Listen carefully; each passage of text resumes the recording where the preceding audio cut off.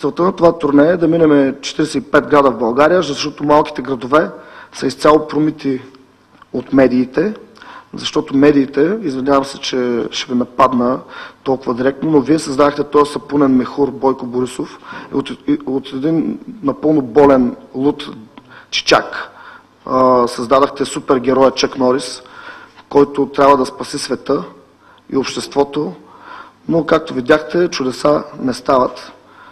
Искаме да се върнем демокрацията, искаме да премахнем върховенството на изпълнителната власт в България.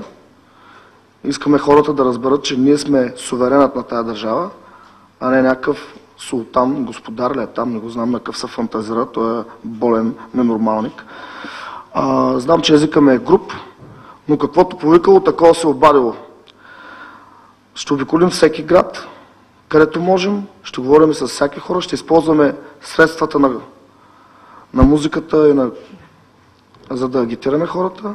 Мисля, че там сме много силни, имаме огромна фен база, ще се опитаме да накараме младите хора да гласуват и то 100% да гласуват против диктаторът, който доведе България до брутална криза. 7 човек вече се самозапали, естествено, той е платен от Станишев и Доган. Няколко човека се избиха семействата, естествено те пак са платени от Станишев и Доган. Авей, палячо, искам да ти кажа, поеми си отговорността. Нашата идея не е да сме умни. Ние сме тук да крещим в лицето на тези гадове, че повече няма ги търпиме.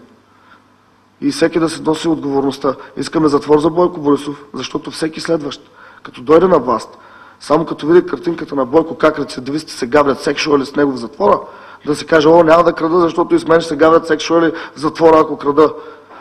И още веднъж да ви кажа, ако вие не обичате народа си, поне искам да знаете, че трябва да ви е страх от народа. Народа е суверен на тази държава. И другото, което е, Бойко не може така. В близко бъдеще ще обявим в коя гражданска квота към коя партия ще се присъединим, защото цял ден да се дрънкам по Фейсбук, никакъв резултат няма да има и този идиот ще продължава да ни управлява. Застава много пъти зад някакви непопулярни каузи. Аз не съм такъв популист да ви казвам неща, които искате да чуете. Няма ви кажа, аз ще оправя държавата, аз не искам да управлявам. Аз искам да отида там, за да ги ритам в кокалчетата всички лайнари, които ще почнат пак да се гаврят с българския народ. Използвам груби думи, защото ситуацията е толкова груба, че няма накъде. Какво се случи с вас, защото в България имаше според мен огромно затъмнение? А то в България вече за втори път хора в Европейския парламент да алармираме. Сега втория път, като бяхме 44 човека, хора пострадали от режима на Борисов. Като много малко медии отразиха това нещо, направихме един семинар на тая тема, където много хора се изказахме. Това беше излъчвано по големите телевизионни агенции, като Reuters, Quadrant Media Group и така нататък. Естествено в България това се премълча. Там случайно обаче на втория ден бяхме вземали интервю от Channel 4 и говорихме за проблемите. И там лобирах за това, че EPP трябва да прекъснат всякакви подкрепи за Бойко Борисов, защото той дискредитира, той е диктатор в чиста форма диктатор. Той е очевидно, той е диктатор тип Северна Корея. Който не го боготвори, той се побърка. Не, как може да не ме боготворят и изпада в транс и вика всякакви опити такива репресивни да те смачка. Та говорих за това нещо и разбирам, че долу на долния етаж госпожа президента на България Плевнелиев щял с Шимон Перес нещо да честват 70 години, някаква изложба 70 години от спасението на българските евреи. Естествено, събитие, което трябва да бъде уважено.